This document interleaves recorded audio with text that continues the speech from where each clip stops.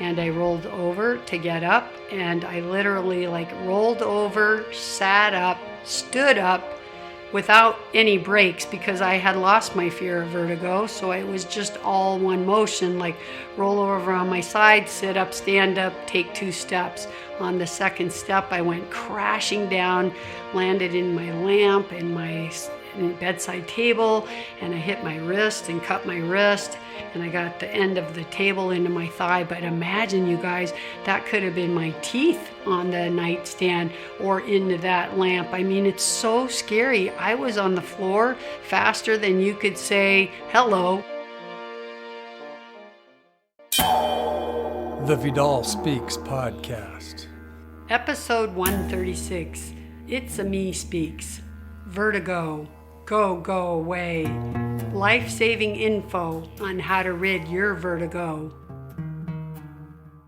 Welcome to Vidal Speaks. My name is Deborah Vidal, former 11-year LPGA golf pro turned classical homeopath, certified plant-based nutritionist, and wellness coach. Each week here on Vidal Speaks, we bring you knowledge, inspiration, or natural remedies to help you take charge of your health and feel your best. I believe health is freedom and knowledge is power. So tuning in each week will give you the power to take steps towards freeing yourself from the chains that hold you back from having the energy to do all you want in life. No matter where you are in your journey of wellness, Vidal Speaks can help. I promise. Hey everyone, welcome back to the Vidal Speaks podcast. How are you doing these days? Are you staying home a lot? Are you back to work if you lost your job? Are your businesses opening up if they were closed? I sure hope so. It's so sad to see all these wonderful small businesses that make our great cities struggle. I honestly pray for all of you out there, and I pray for us as a civilization that we can emerge from this with something better than before. To me, this is a sign of a time of transformation. I know times are not easy for so many out there, and I just want you to know that my heart goes out to all of you. Hang in there. We all have to. Sadly, all the bailout money is not being directed enough to the people, and like the last time, I guess we didn't learn from that because they're using so much money to bail out Wall Street and other big businesses that are profiting from the Federal Reserve's actions. It's really worrisome, and I only pray that there can be some real change and transformation in these times. Just like the Black Lives Matter movement, I'm praying for real transformation and change from all the love that is pouring out there to show how many people care about this injustice and how many desire a world that shows not only by laws that are put in place, but they're showing it by their actions, going out there and protesting, even in the time of a pandemic, because Black lives really do matter. And we do need the laws to change, and we need to keep protesting until they do, because just wishing for it or protesting for 1 month a year, that's not enough yet, right? So I'm really praying that more is on the way. Protesters are being heard, but we have a long way to go to eradicate racism. It's a big fight, but it's sure one worth fighting for. So again, welcome to my podcast, and I'm really excited to do a meSPEAKS today because I've got a great bunch of info that I've wanted to get out into the world for a long while now, probably some years. Today's show is all about vertigo and how to make it go away forever because it's horrible. So I'm pretty sure you're going to learn something today that may help someone suffering, because I can tell you there's millions of people struggling with vertigo. And even if you don't use it right away to help somebody else, you're going to store that on your wellness memory shelf in your brain, right?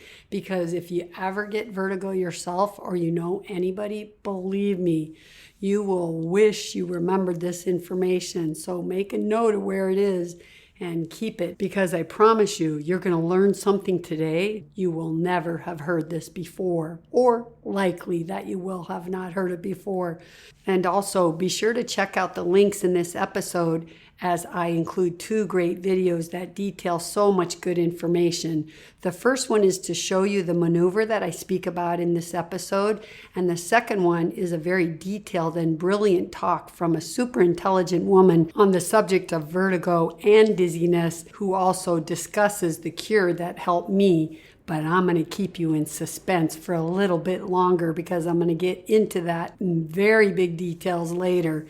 But I just wanted to remind you to watch the videos and to check the show notes out. So today I'm going to give you lots of facts, but I'm going to make it simple, and I'm going to teach you things that you've never heard before. You know that's how I do it, right? You guys have followed me long enough by now. I always try to communicate what I'm trying to tell you in a very simple and easy way. Well, today it's not going to be any different, even though the subject of vertigo can be very complex and you maybe need some medical information or knowledge, but I'm going to explain it in a way to make it really easy. But most of all, I just want to tell you guys that if you know of anybody out there that's struggling with vertigo or dizziness, but especially vertigo, pass this podcast on to them, because anyone who suffers from vertigo is really suffering. So do them a favor and send them this episode as soon as you listen to it, please.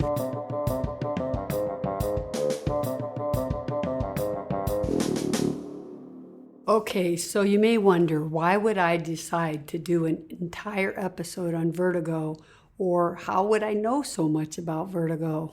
Well, the answer is always the same, and that's because I suffered with it. I suffered with a horrible bout of vertigo for 12 weeks, and it was so bad, you guys, you can't even imagine until you hear my story, which I'll tell you in a minute. Honestly, it has to be one of the most horrible things to ever experience. You can be the most confident, well-balanced, and athletic, agile person, and if and when vertigo strikes, you suddenly live in fear that's so hard to go away. Sometimes that fear never leaves you, and for some, even if they go years without another bout, they can never regain their confidence. It's really hard to imagine, you guys, until you've had it yourself. Vertigo kind of feels like this in your brain, and then your mind goes like this, trying to think about what just happened to you. I'm not kidding. And you guys know I always have a lot of empathy for people suffering from any symptom, but it wasn't until I got my own bout of vertigo did I learn a whole new level of compassion for those suffering from any form of vertigo, especially the chronic forms of the disease that many have to live with forever. Oh my God, I can't imagine this. And did you know that at least 69 million people in the United States alone have suffered from vertigo at some point, and about 8 million suffer from chronic balance issues on a regular basis? So today I'm going to tell you all about vertigo, how to try and understand what is causing your vertigo, and how to, of course, miraculously fix it, at least in most cases. If you're one of those people that suffer from vertigo and you found this podcast, then today is your lucky day. The best way for me to start is to tell you my own story, because then you'll know why I learned so much about vertigo and how I found my miracle cure, which I'm pretty sure will be a miracle cure for many others out there once they learn about it. Okay, now I'm going to tell you my story, but before I do that, I just want to remind you guys that the VS Club is still at its extremely low price. It's almost free. It's $10 a month, you guys. That's like less than most people spend when they go to a coffee store. So honestly, it's not going to be that price very long. I'm kind of wanting to keep it there so anybody interested can afford it during this quarantine, but it's not going to ever be that low again. And we're having a lot of fun in there, and people are learning a lot. They're making a lot of good comments to me and asking a lot of great questions. So don't miss out and join now. You will never regret it. You're going to learn stuff you'll never learn anywhere else, I promise. Okay, so now let me tell you my story about vertigo. Oh my God, this is a horrible story, but I'm going to tell you. So what happened was, one day I got a sinus infection, and that is the symptom that I had when I was really sick and really toxic on the tour. I was getting one sinus infection after another. Even after having a sinus surgery, I still continued to get a sinus infection every couple months. And then I found homeopathy, and I never had another sinus infection. But this was about 5 or 6 years ago. I got a sinus infection. It was so strange. I hadn't been sick in a really long while, and I got sick and it went right into my sinuses, and it was horrible. And then one night, it was just about as the sinus infection was ending, I woke up to check what time it was because I was getting up actually, but I rolled over to my right to look at the clock, and the whole world went upside down. It was ceiling to floor and floor to ceiling, really like upside down, and it did it so badly that I actually almost vomited, and I was laying in the bed, and it felt like I was falling off the top of a 30-story building. It was so scary. I was hanging on to the bed for my dear life, actually. And then I called for Lloyd, and he came over, and he's like, "What's going on?" And I told him, "I think I just had vertigo. It's so horrible. I'm so nauseous." And the room was going up and down so fast. So I sat up very carefully, because in this moment, the fear that vertigo puts inside of you begins right then. And I sat up very carefully, afraid to turn my head, afraid to turn my body, didn't know if it was going to happen again, didn't know what was going to make it happen again. So I got up slowly, and I walked slowly, and I walked around, and then I walked up the stairs, and I went upstairs, and I sat down on the couch, kind of like a bed couch, right? And then I went to lay back, to sit back on the bed couch, and I got another bout of it, and I went, oh my God, and I was totally freaked out, really. I didn't understand, because I was pretty much over my sinus infection, and I couldn't understand what caused it. So I really didn't have any idea, although I had had many, many patients that had vertigo. And when they would come to me with their vertigo, not only would I give them a homeopathic remedy, but I'd ask them a lot of questions like, does it happen when you turn to the right? Does it happen when you lie down? Does it happen when you look up or look down? And all these kinds of things help me pick the right remedy.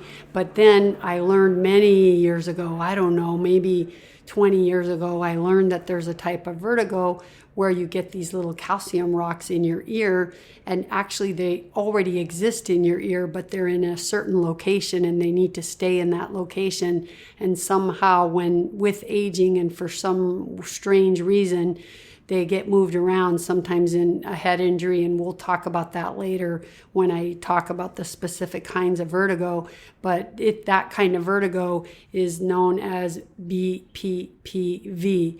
And we'll go over all the kinds of vertigo like I told you, but we know it as kind of ear rocks, and ear rocks that are made out of calcium, and they get located in the wrong place. So I had told my clients always to do this special maneuver and they would get better. So at that moment, I thought, oh my God, I must have an ear rock. So if I do that maneuver that I've always told my clients, then I too should get better. So I tried to do that maneuver, but it's really, really difficult. And I was doing it on a bed mattress that was on the floor, so literally like only 1 foot off the ground.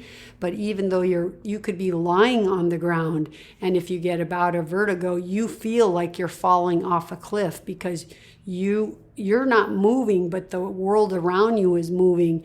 And so what happened is I laid down on the floor, and as I started to do that maneuver, Lloyd was helping me, and you have to like roll over and tilt your head and roll the other way, because you're needing to get the rock back into the proper place in the canal. And each time I tried to do that maneuver, I was just getting so sick, it would almost bring me to the edge of vomiting, and I would get horrible bouts of vertigo. So it wasn't helping. I did it 3-4 times, and it didn't change anything. So I actually made an appointment at an ENT, and I went to the doctor, and I made sure that I found a doctor that knew how to do that maneuver just in case I wasn't doing it right. And he did an exam, and then he said, let me do that maneuver for you. And again, it was horrible. And then he told me sometimes you have to do it twice, but he's never had to do it more than that. So I should be better, but to sleep sitting upright in a chair and not to move my head if I can't, and for 48 hours just stay really still and upright, and it should be gone, because then it'll learn to stay there. So I did that, and I still had my vertigo. And to make a really long story short, I had this vertigo for 12 weeks. But in the very beginning, about this time, I wrote to Dr. Master, who is my homeopath, and he told me to take a remedy, and I tried it and it didn't work. And then he told me to take this other remedy, and then I took that and it didn't help, but I continued taking that remedy actually for the entire 12 weeks because he just told me to keep going. And I think he was thinking it's just going to take some time, and he wasn't really sure what was going on. And that's the problem with vertigo. It's really hard to know why you have it because there's so many causes of vertigo. So anyway, after 12 weeks, you guys know my dad is a retired ophthalmologist and doctor. So I was talking to my dad, and he said, I'm really worried something's wrong with your brain. I really think you should get a brain scan, like a MRI of your brain, because this is too long. Nobody knows why you have it, and you need to get some answers. So, but the biggest fear in my life is to inject any dye into my brain. I just can't do it. So I actually talked to this doctor at the golf course where I teach that I know really well, because he helped me do my medical training when I had to take my homeopathic test. He let me come in his office and walk around with him on all his hospital rounds and meet his patients and in the office. So I called him because he's a friend, and he's a neurologist and he specializes in the brain. So I called him and I asked him, what he thought about it. And he said he too would recommend getting a brain MRI, and that I should do it with contrast. And I told him, oh, Ed, I'm so afraid, really, I can't do it. I just can't do that. I can't shoot dye into my brain. Is there any way that I could do it without and still get some value out of it? And then he said, yes, you do it without. At least it's a good start. You can still see a lot. You just don't see it as clearly. So then I agreed to do it that way, and I went to this MRI center in Los Angeles that has one out of two of the best machines in the city. It's in Koreatown, and I like this place. I had used it before on my back, and I went there, and then I was waiting for my report, like as you can imagine, waiting anxiously and praying that everything was okay. But normally they get you your report like in 24 to 48 hours, but something happened and the lady was on vacation and I had to wait like 4 days. So I finally called and said, I still don't have my results. Can you send them to me? And she said, okay, we'll email them right now. And I was talking to my sister Becky on the phone when I got them, and I opened up the email while I was talking to her, and I just scrolled all the way down to the bottom of the report, because that's where they tell you if there's anything wrong, right? And it says brain tumor. Yes, I'm not kidding you. It says brain tumor. The kind of brain tumor that Sheryl Crow had, it's called a meningioma. It's like, actually, as far as brain tumors go, it's probably the one that has the best cure rate for, because it's more easily operated on. And I could not believe it. I read it to my sister and she just started crying. And I guess I was just kind of in shock, because I didn't even start crying. I was just kind of quiet, and I just sat there and thought, oh my God, I have a brain tumor. And then it stated that the brain tumor was located in my right occipital region, and that's exactly where I got all my migraines for the 43 years I had horrible migraines. That's exactly where all my pain was when I had my headaches. when I had my accident and everything. So it kind of made sense. And then I started reading a lot about meningioma brain tumors, and I learned that you can get them sometimes if you've had a traumatic accident. And I thought, oh my God, that's exactly where I've had my accident. So everything started making sense. Then I had to break the bad news to my dad and my brother. And then, of course, first was Lloyd. And Lloyd started crying. And my dad started crying. And my brother was so upset. And everyone was so upset. And my best friend, Ellen, everybody was like freaked out and crying. And I was kind of like still, I guess you could say, in shock. And these are just sometimes just natural things. When you get bad news, you can't even react. Looking back now, I should have taken the remedy called opium because it's kind of paralyzed from shock of bad news, but I didn't. So anyways, I didn't know what to do. So the first thing is I emailed Dr. Master and I said, I did my brain MRI without contrast and I just got the results today and I'm sending you the report. And then I got an email reply back and he says, oh my God, Vidal, I'm so sorry, but you need to have an operation. And I think I became out of my shock because I'm thinking Dr. Master will tell me the remedy and I'll get better, And then when he said that, it makes you feel like now that you have no hope. So this was horrible. And then I went to call my friend, the neurologist, and he was kind of all happy on the phone. And then I said, I don't know if you looked at the report yet. And he said, no, I haven't got the email yet. And then I told him and he said, oh my God. And then he had a great idea. He said, can you get the CD of the MRI and bring it to my office and meet me there tomorrow? And I want to look at the film myself. So I did. And I went into his office and then we sat there and it was after hours. So it was just he in the office, like not full of patients, so he could take his time. And he went over the whole thing and he showed me where it was. And it was quite big, like, I don't know, maybe the size of a walnut, maybe bigger. And then he said, yeah, it's here. But I don't know, there's something just strange about the whole thing. I don't know why he said that, but he said, I'll tell you what, now you have to redo your MRI and now you have to do it with contrast because we need to see a clear picture because I don't know, I'm not sure about it. Of course, I'm reading the report and of course I see exactly where the tumor is and I see it, but there's something that I need more to understand because there was something around it that should have been looking like a certain way and it wasn't. So anyway, then I really started crying on the way home thinking now I have to put dye in my brain and this is like the most horrible thing. But he wanted me to do the MRI at his friend's, so at a different place, his friend who's a radiologist.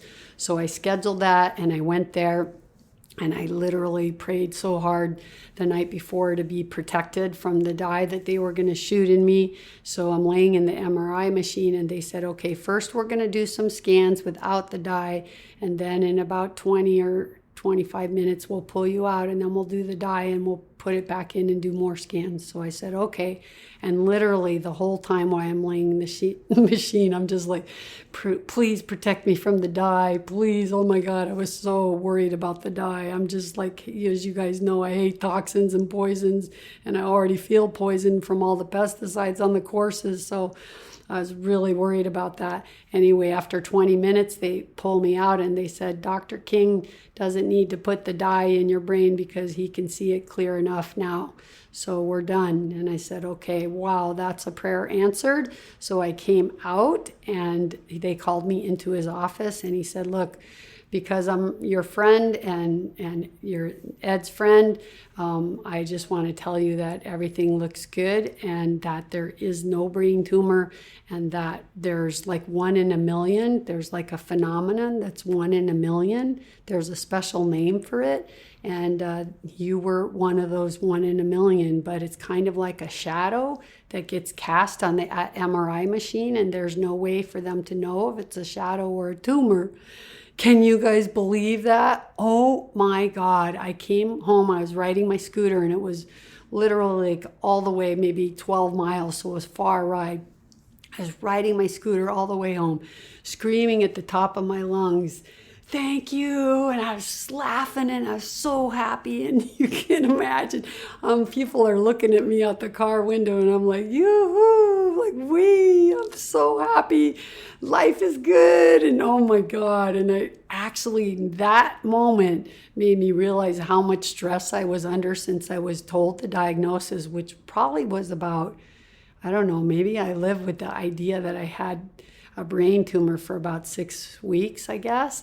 And in that time, how much stress that took, you don't realize it. But I walked in the door and I was so happy, and suddenly like my whole back went out. My thoracic cage just like collapsed and went out. And I think I was holding so much tension in my spine, my neck, my shoulders, my sacrum, my lumbar.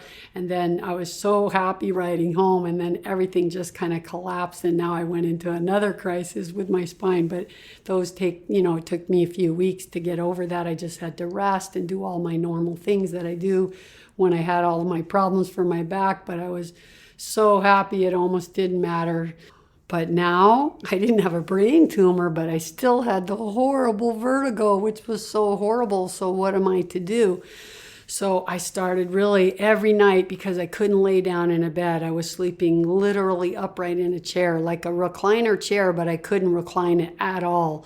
And I couldn't turn my head to the right, and it was so horrible. And in the nighttime, it's like my vision went strange, and my vision started always, from the moment that I got the vertigo, my vision started making me feel like I was looking out of a snow globe, but especially at night, it was terrible. And so one night I was doing research, as I always did, and I don't know what happened, but I found this YouTube video, and it was some girl talking about how her vertigo was cured.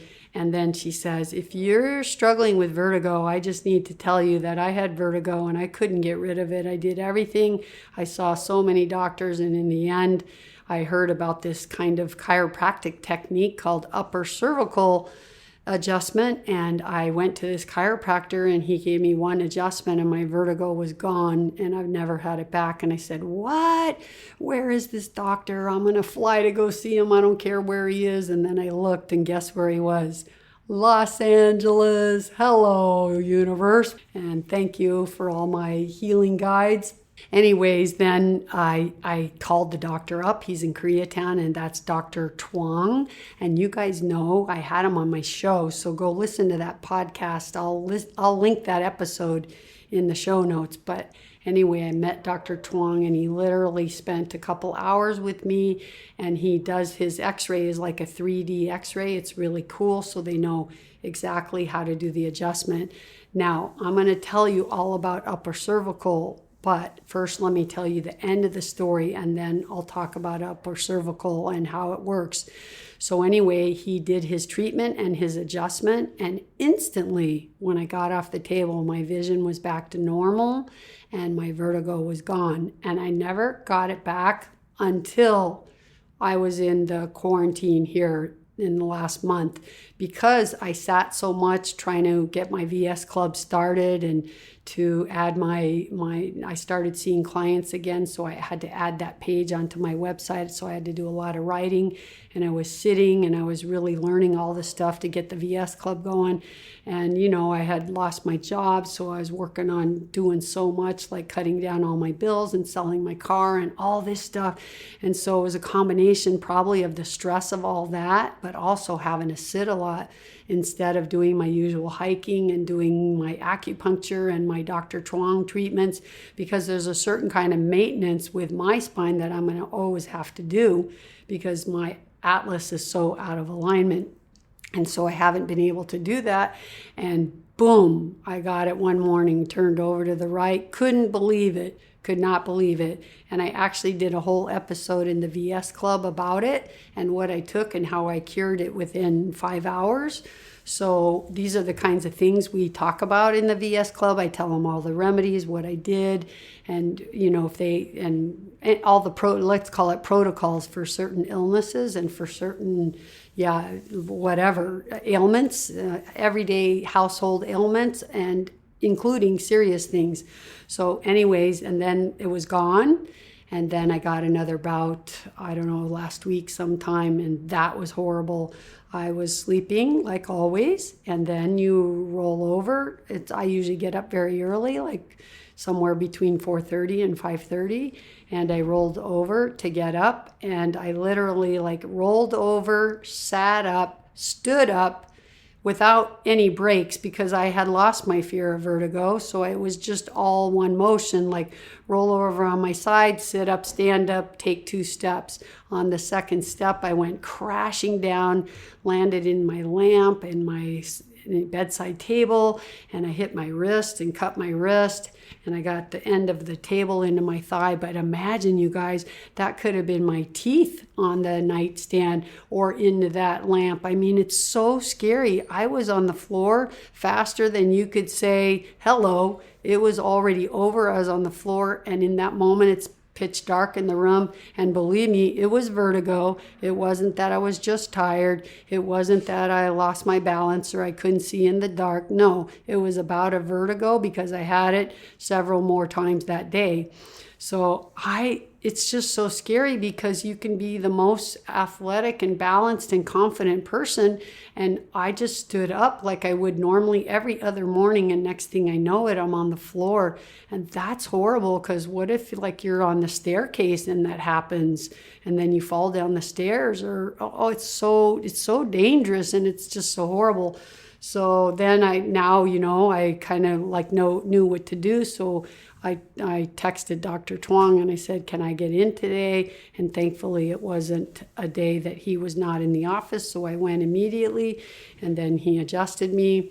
And as he was laying me down on the table, I had another bout again. He had to grab me because even though his table's like a foot off the ground, you feel like you're falling. So then he adjusted me, and I went back 2 days later for a second adjustment, and then I haven't had any more since. But it just tells me that I need to stay with my maintenance, because the way my atlas is from my accident that I had when I was 11, it's so far out of alignment normally, even in its good position, because it's been that way for too many years to go all the way back.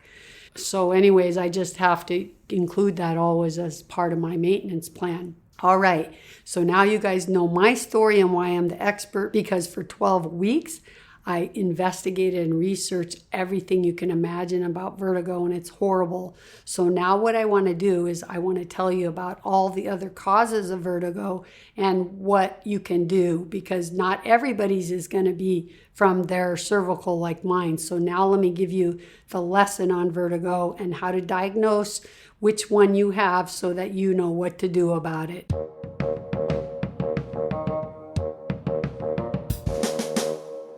Time to take a little break and get a nice hydrating drink of water. And maybe I should remind you guys that the best kind of water to drink is distilled water. And my favorite distiller is the one that I have on my webpage under the shop button. And then you go to recommended products page and just click there and you'll read about the distiller that I use. And if you mention Vidal Speaks, you get free shipping. So you guys, that's it. I just want to remind you to always drink distilled water. That's my favorite choice because I don't like drinking nanomolecules of plastic, even in my spring water. And spring water has rock minerals, which our bodies were not designed for. So that's it. If you're looking for a good distiller, go check it out. All right, now back to the show.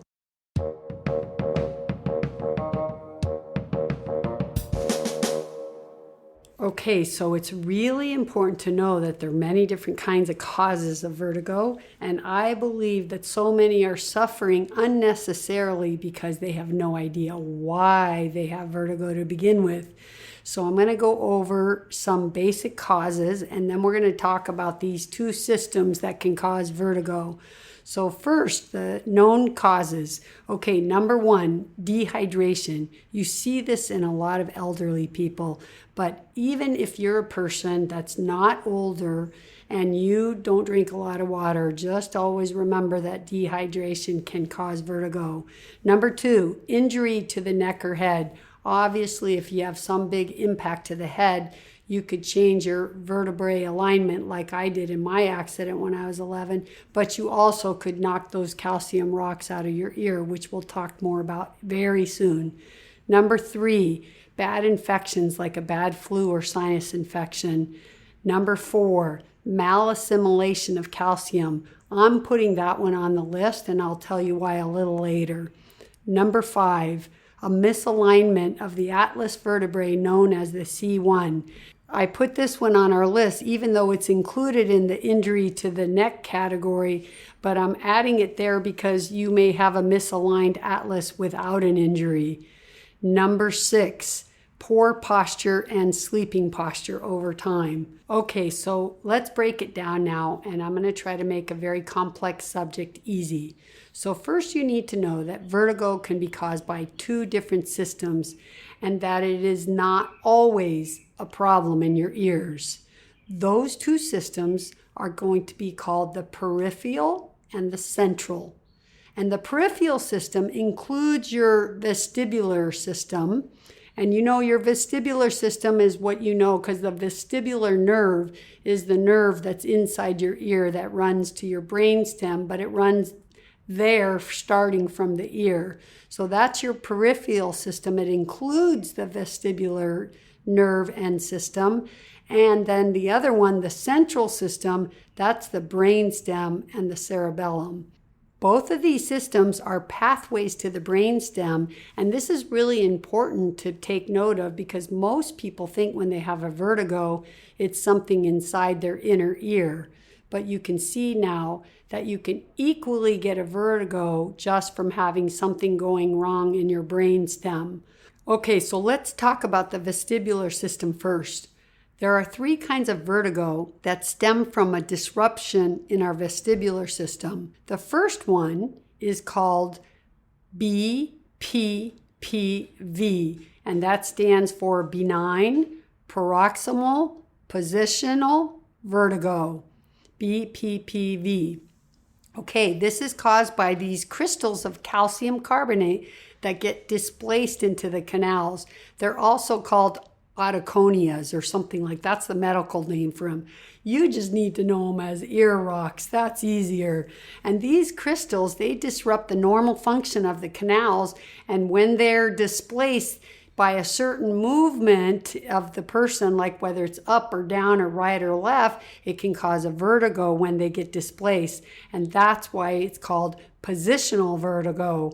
When you're still, everything's fine, but then you move a certain way and you get the vertigo. Symptoms can last a few weeks, and in order to fix this kind of vertigo, you're going to need a special maneuver to get them out of the canal and back to where they belong. So this maneuver is called an Epley maneuver, but there's also a new maneuver that I found by a doctor who's an ENT, and she invented the maneuver herself. And I'm linking that one in the show notes because I believe that one's easier to do by yourself and I like it better. Okay, so doctors are going to tell you that these ear rocks start out in the ear in a certain location, and then they get moved either from an injury or an accident. But you know, they happen more when they're aging. I've never heard of a young child getting in an accident and having a head injury and then having vertigo. So I have my own belief about this. And I think, and from a lot of research and reading, I think what happens is that these pieces of calcium carbonate that are there shouldn't be there. And they're actually something that has been calcified over time. We have little hairs in our ear, and I believe they become calcified, and when they fall off, they can fall into this canal. So I'm just saying that I think the problem can also be of a malassimilation of calcium, because I think everyone, as they age, they're starting to get calcified because they're either taking the wrong calcium supplements and their body's not able to absorb that kind of calcium, or they're eating the wrong diet and so their body's having to pull calcium out of their bones to keep their blood pH. But either way, to me, It's a problem of everything becoming calcified. So I'm going to add that as kind of my own theory, okay? Because that's going to make a difference when I tell you some ideas of how to fix that.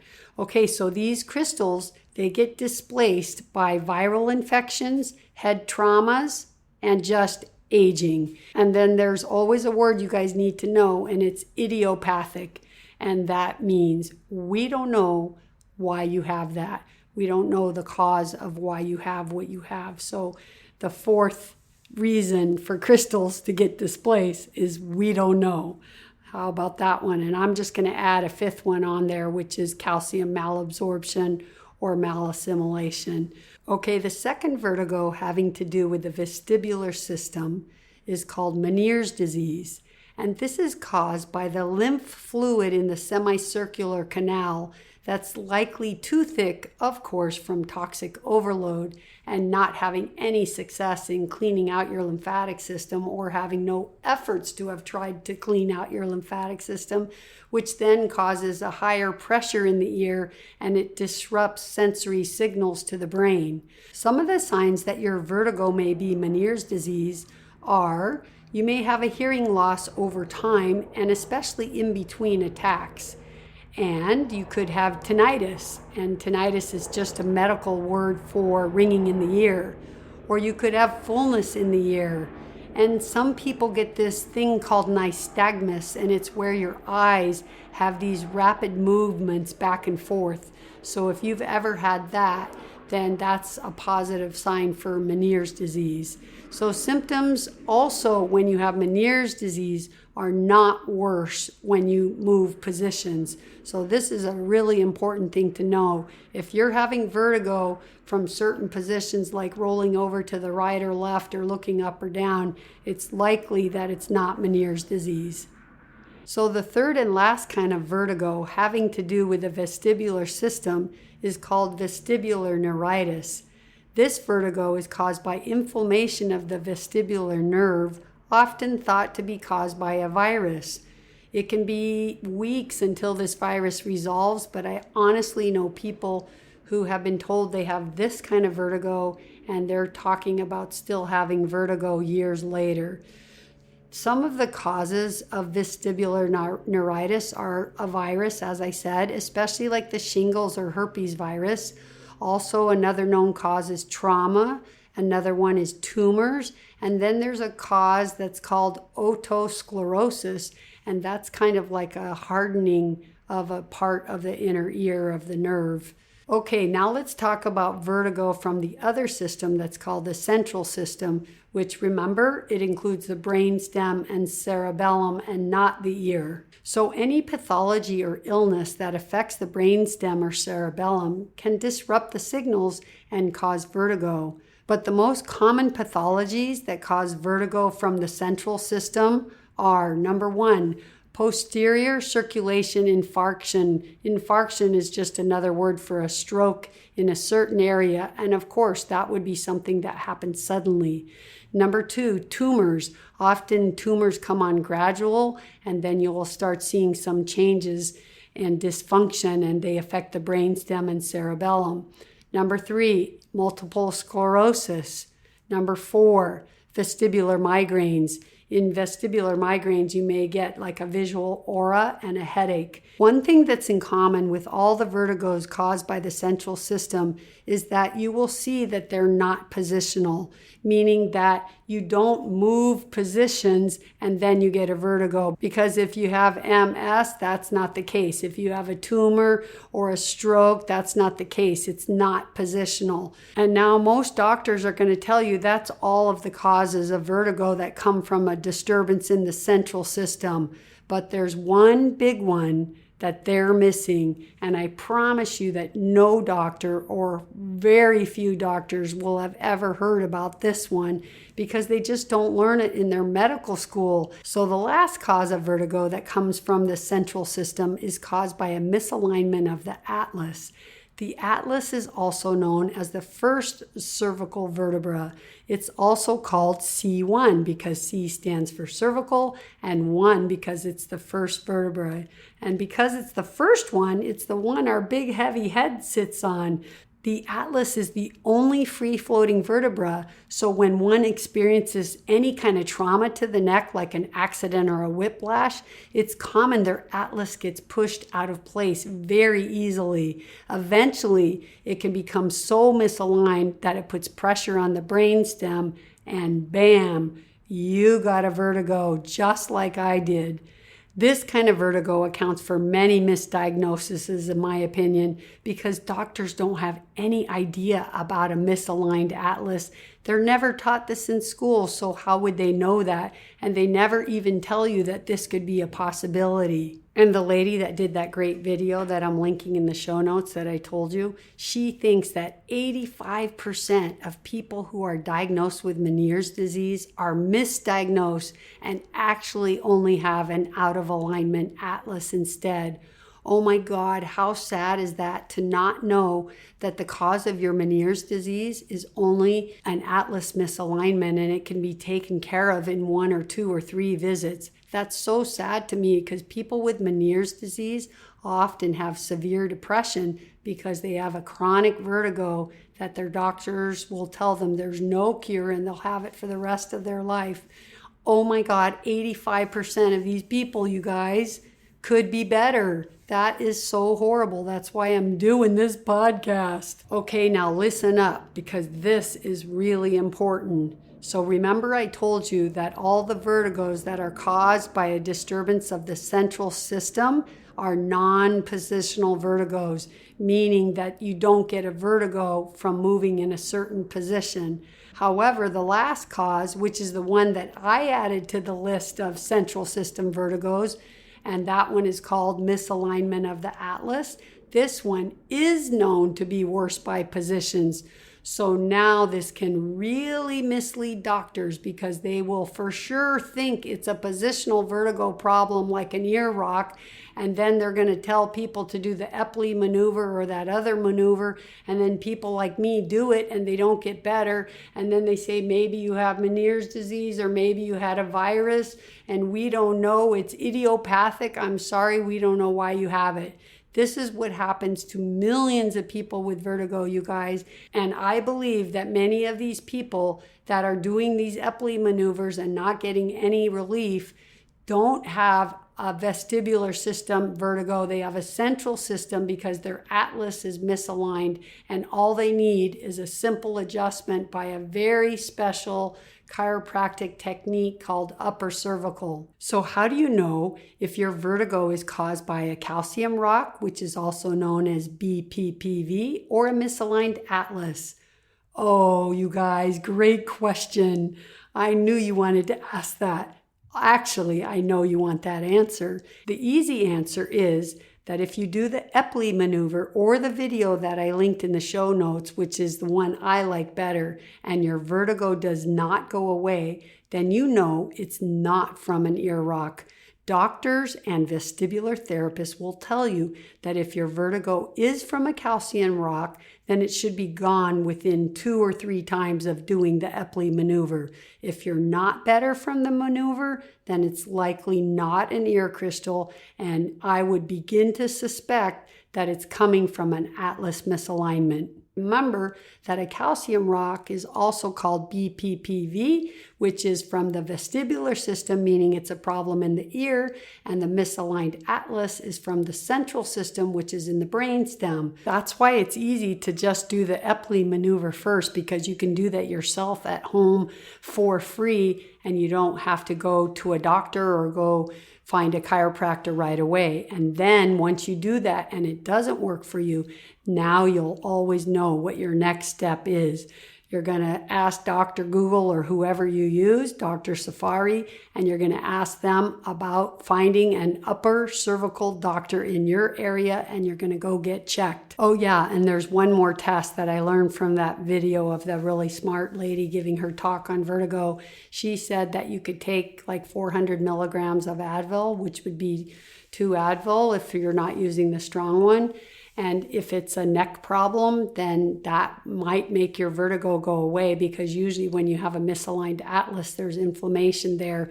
And if it's an ear rock, the Advil's not going to do anything. So this is another way to do a simple at-home diagnosis. But I don't know, because swallowing 400 milligrams of Advil for a test, maybe it's worth it. And it's probably worth it before I would go spend a lot of money at a doctor or a chiropractor, so it might be worth it, and I just wanted to throw that out there too. So that's the good news, because I believe most people's vertigos are from calcium rocks or a misaligned atlas, and all those poor people like me that had to suffer for weeks and weeks and maybe even years and years of vertigo when they were misdiagnosed with Meniere's disease or something else, and it was a simple misalignment of their atlas. That's so sad. So that's the good news. Now you guys know that. Now the bad news is, it's not really bad news, but it's not so easy to find an upper cervical chiropractor. So what you can do is, there's a few different techniques. The one that Dr. Twang uses and he's trained in is called Blair, B-L-A-I-R, Blair Chiropractic.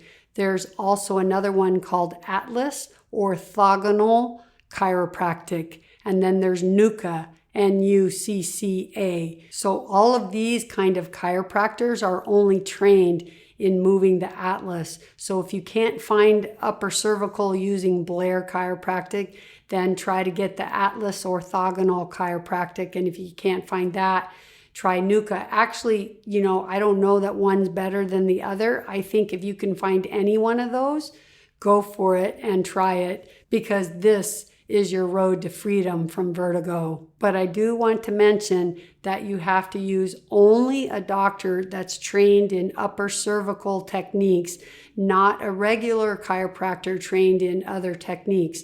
When I had my 12 weeks of vertigo, I was seeing my regular chiropractor probably on a weekly basis, and it never did anything. So you really have to go to this very kind of specialized kind of chiropractor, which is an upper cervical chiropractor. And if for any reason you know of somebody who's tried the maneuver and they've also tried upper cervical and they did not get better, then I would really recommend that they work with this vestibular specialist or some kind of brain doctor. But actually, there's many vestibular therapists that do a better job, in my opinion, than going to a doctor. So check out the link in the show notes from the lady that's a vestibular therapist that did the long talk.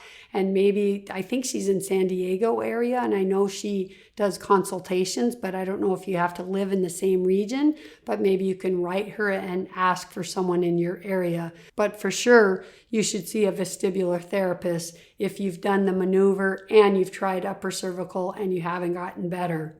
Okay, so now you may ask, what about homeopathy? Can it help me with vertigo? Gosh, you guys are good. I love your questions. Anyway, yes, and yes again. Of course, homeopathy can help with vertigo. But there's a lot of remedies that have vertigo symptoms. And in a case like mine, when it's a misaligned atlas, it's possible that vertigo could get better. But I think the remedy that I was taking was assuming my vertigo was in my ear in the vestibular system. And I think that's why the remedy didn't work for me. So had I known that it was a brainstem problem, maybe I would have tried different remedies that would help lessen the inflammation, maybe in my neck joint or in my muscles there, and try to relax something so that maybe my neck could go back in place. So I don't know, but I do know that homeopathy has helped many, many people with vertigo, but it's always really important to know the cause, because you could be taking a remedy like I was, and it has nothing to do with the ear system. So the remedy that is really well known for vertigo is called Canium. And if I were you and you had it, and you could get this remedy and you had vertigo, I would take 3 doses of Canium 30C and just see if it helps you. And Canium is C-O-N-I-U-M. CON like Nancy, IUM like Mary, Conium 30C. So if you have vertigo, try Conium 30C. And if you get any nausea with your vertigo, you have to try the remedy Ipecac 30C because that's a miracle and it takes away your nausea. So don't forget that. But you really need to see a homeopath because your vertigo can have many different symptoms and there's so many remedies for vertigo in homeopathy. So there's remedies that get aggravated when they look up and ones that get aggravated when they look to the right or down and ones that are better lying down and others when they're better sitting up.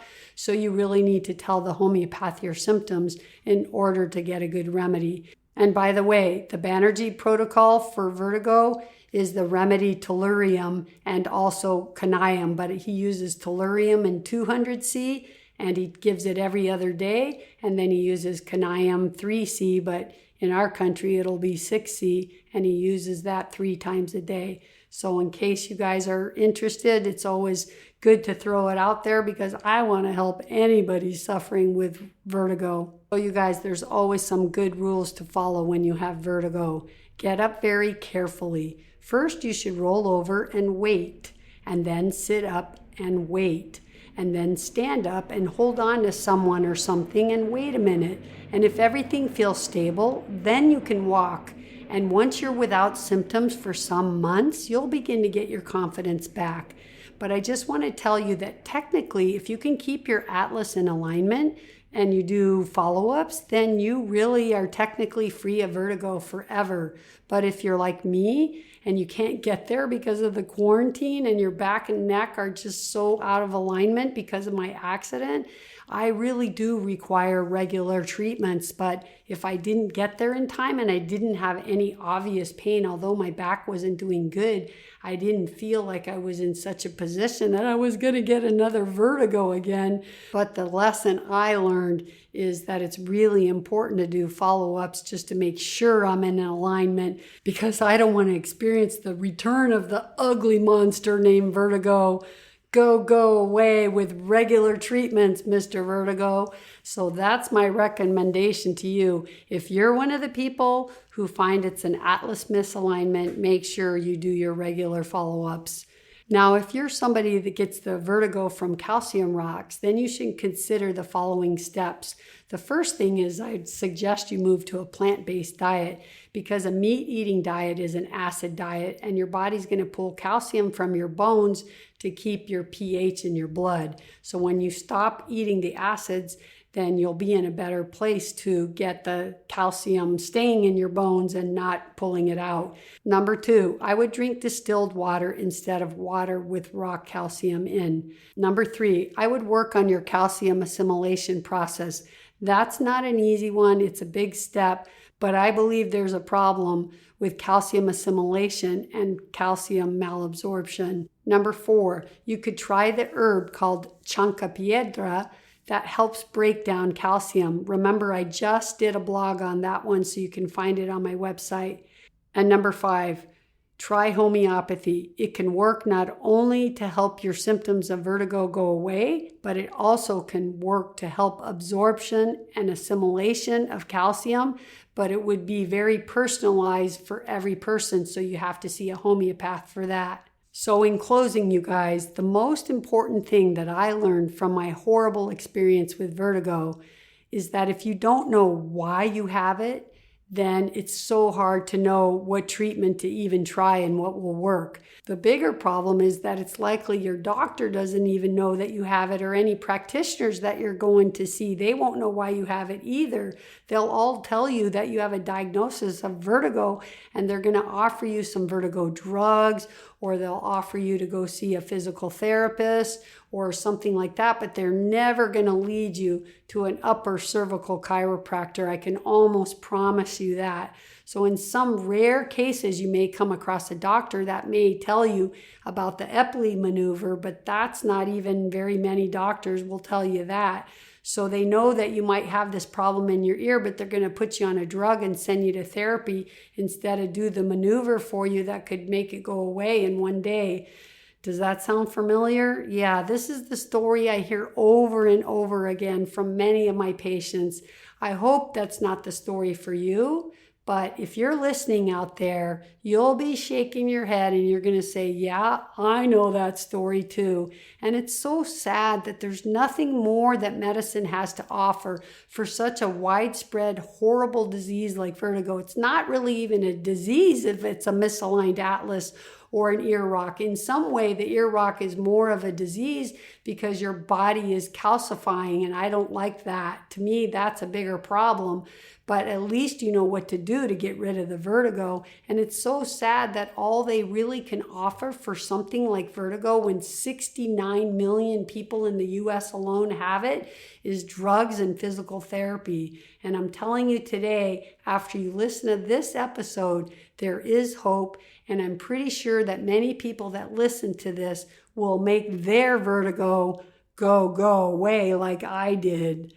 All right, you guys, it's been a long one, and it's a technical one for me, so I'm tired, but I'm so happy I did it, and I hope you enjoyed the show today, and I really hope you learned something. You know what time it is now, though, right? Yep, it's time to say goodbye, but only until the next episode, when I'll see you right back here around my table. So until then, be safe and be well. Ta-ta for now. Vidal has spoken. Remember, you heal with a plant-powered diet, homeopathy, and detoxing, of course. Peace. Be healthy. Be free. Live life.